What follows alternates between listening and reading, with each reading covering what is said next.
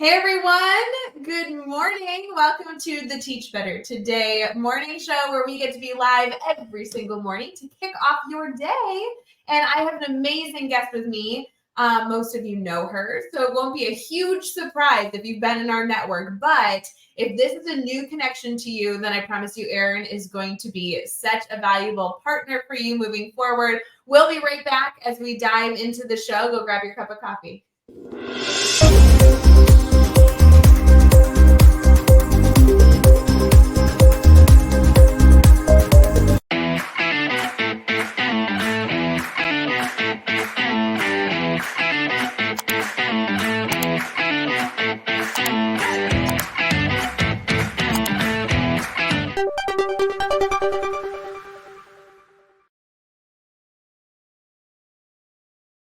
Hey everyone, good morning. Welcome to the Teach Better Today morning show. Erin is with me. Erin, how are you?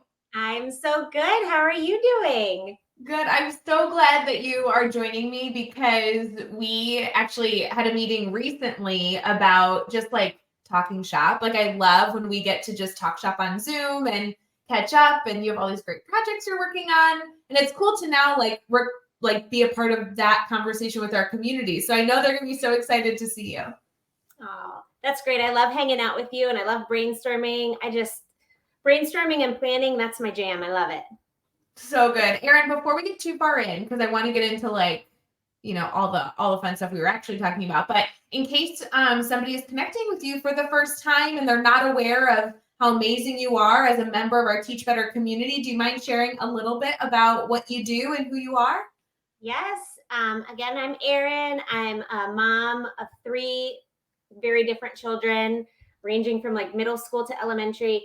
And I was an elementary school teacher for 18 years. And now we live in Michigan, and I'm teaching graduate level courses for teacher PD through Dominican University. And I have been writing a little bit. I've published 1 book, Slow Down, Children Are Learning, a great professional development book for elementary teachers, just about developmental growth, slowing down to make learning fun, all that good stuff. And I'm dabbling in children's books right now. We'll see where that takes me, but I'm excited about it.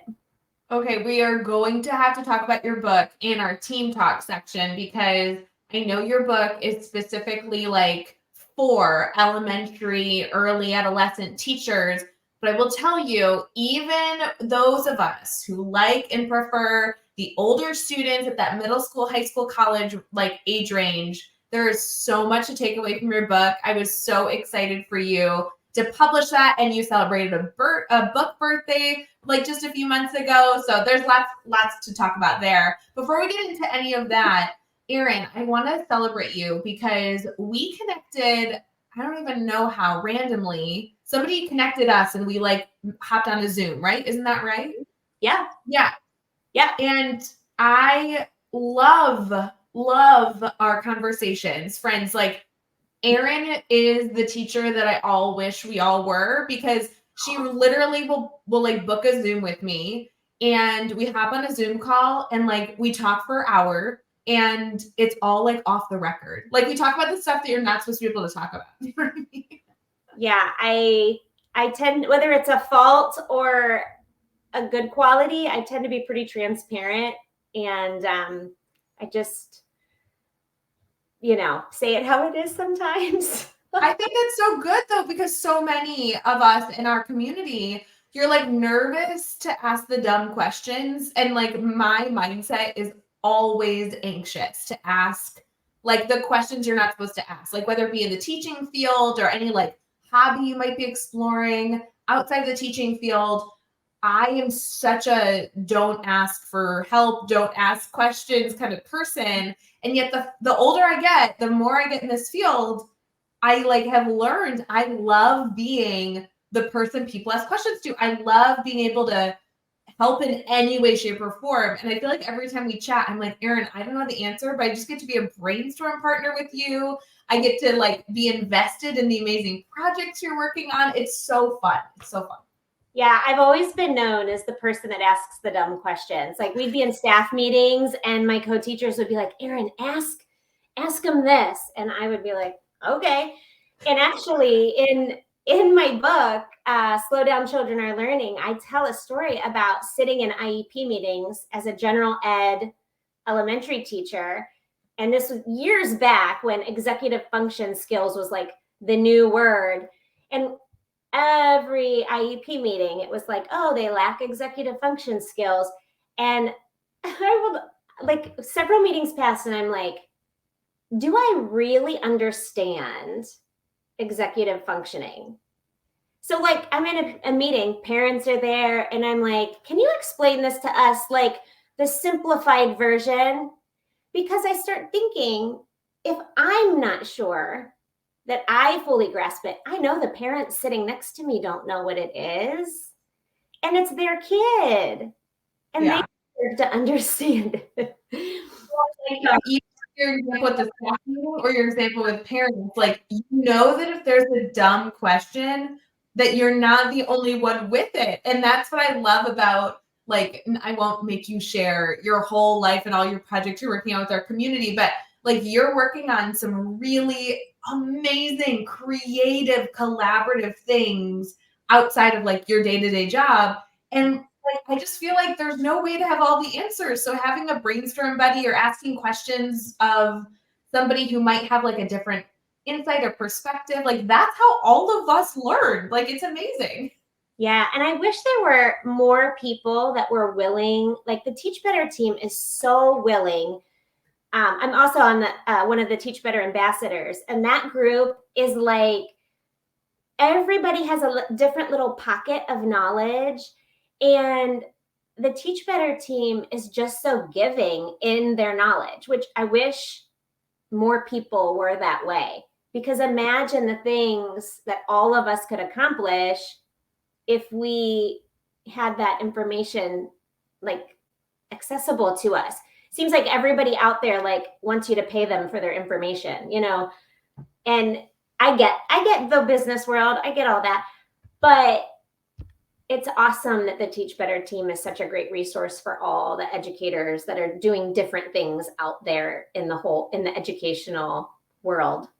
No, you're too sweet. I feel like my mindset has really evolved over time, and something I really hold true as a core value is I don't know all the answers, but if I build a community where I can find the answers, then I'm the richest person in the world. And I feel like our network helps me so much with that. I mean, even our ambassadors, like you mentioned, I'm so glad you're a Teach Better ambassador. I know that's an incredible crew, but that's everyone from like former teachers, current teachers, private teachers, public school teachers, administrators, educators that work outside of the field and more like business world educational departments. Like it's so interesting how the variety of perspectives and life experience can give so many different avenues of insight. I mean, we have first year teachers all the way up to veteran teachers that are going to retire. It seems to be endless. And I love that there's spaces within the Teach Better community and then holistically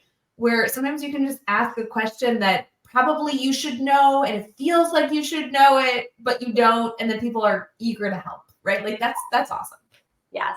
And it's okay to say that. I think I should know this, but I don't. It's okay to say that, right?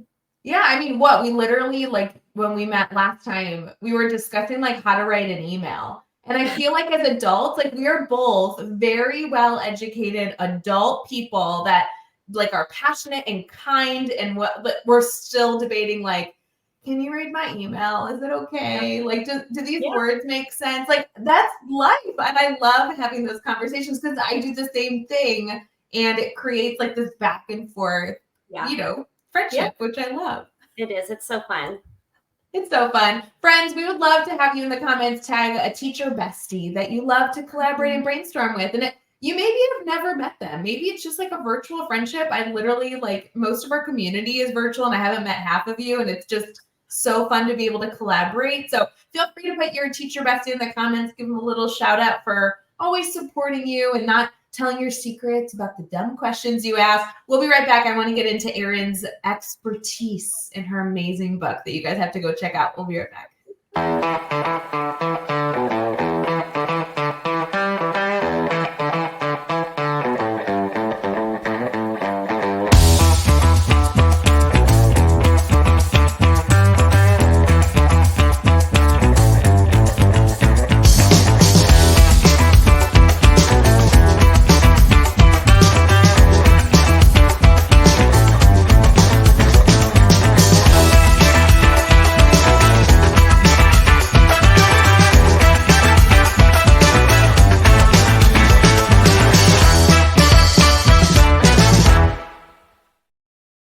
Hey everyone, good morning. Welcome back to Teach Better Today morning show, where the Teach Better team is able to be a part of your morning at 7 a.m. Eastern, streaming on Facebook, YouTube, Twitter, Twitch, and LinkedIn, and also as an episode of Teach Better Talk podcast.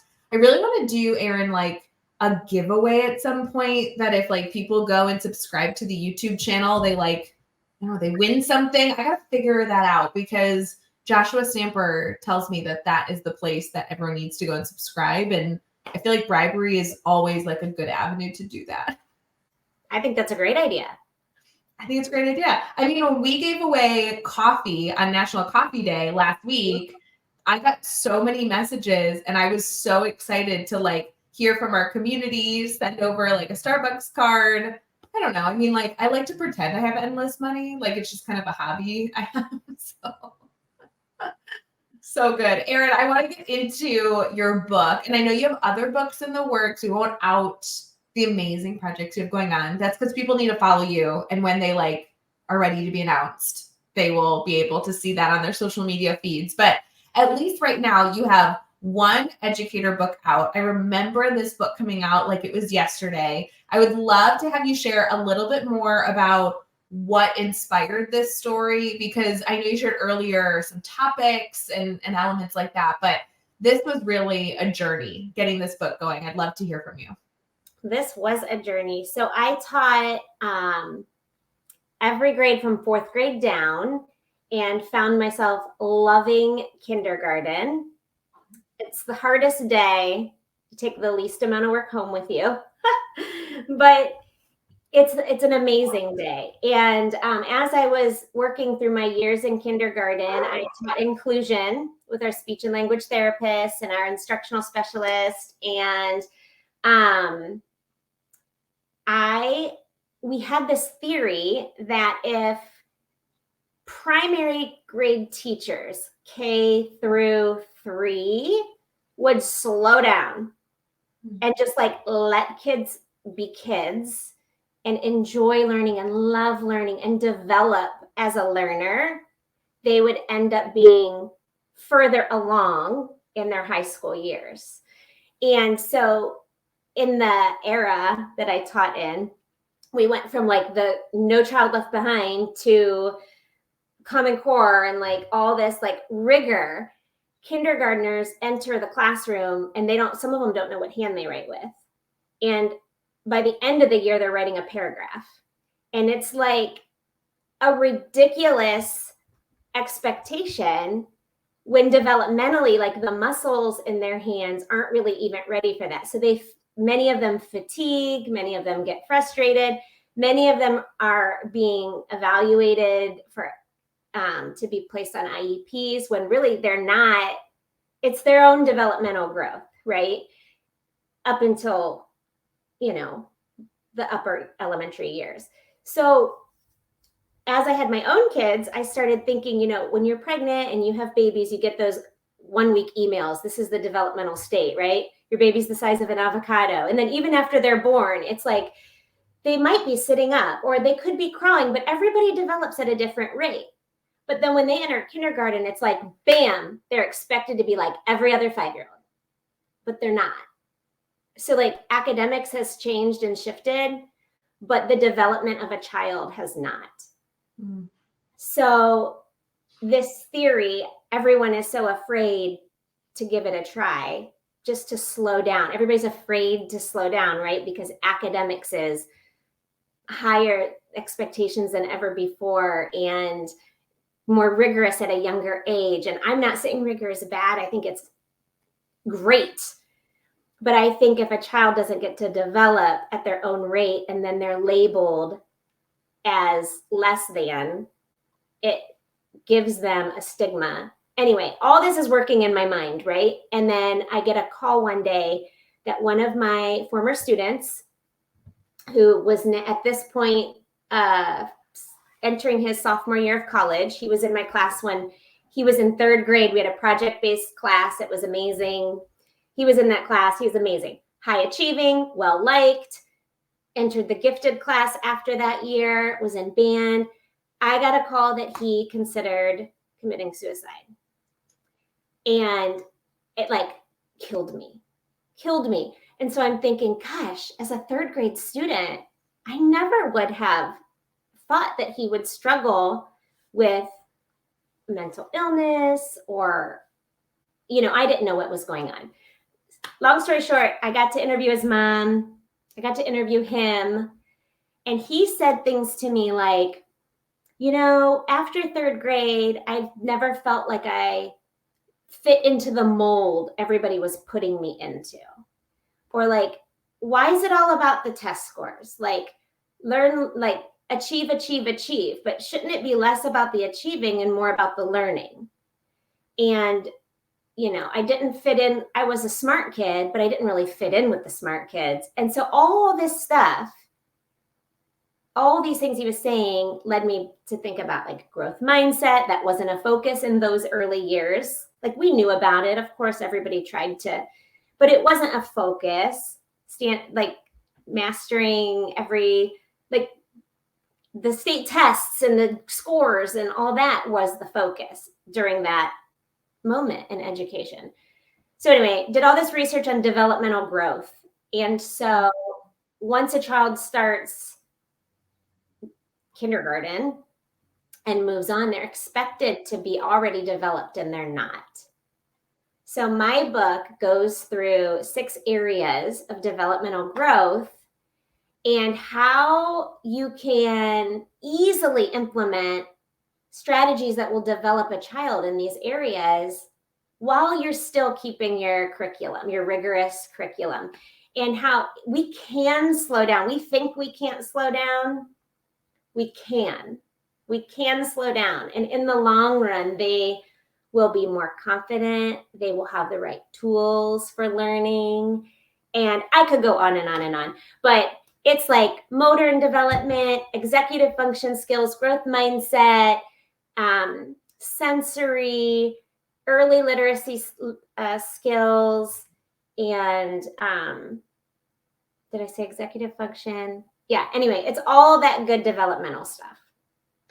Erin, I know that not everyone will have the means to go and grab a copy of your book or do a book study with their department, or if we have any leaders like listening right now, this would be a great book to give to department heads and coaches so that they can spread that knowledge into their teachers through multiple different avenues. But I will say, I think a great takeaway of this morning as we're getting ready is, can we find small moments to challenge ourselves to slow down? And if that just means that you take a few moments to welcome your students a little bit more intentionally, or you take a small moment to really look a child in the eyes this morning or this afternoon and make sure that they feel seen, how impactful that would be for us all to just take on that little challenge. I would love to have you share where they can get access to this book and resources specifically, because I know following you, they're going to get so much information on your social media. But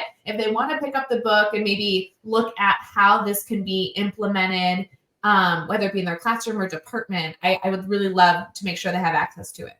Yeah, the Slow Down Children Are Learning is on the Teach Better bookshelf. So if you go to the website and find the little toggle where it says bookshelf. And then I have a website called Be Their Difference. It's just www.BeTheirDifference.com. And there's a link there. It's on Amazon.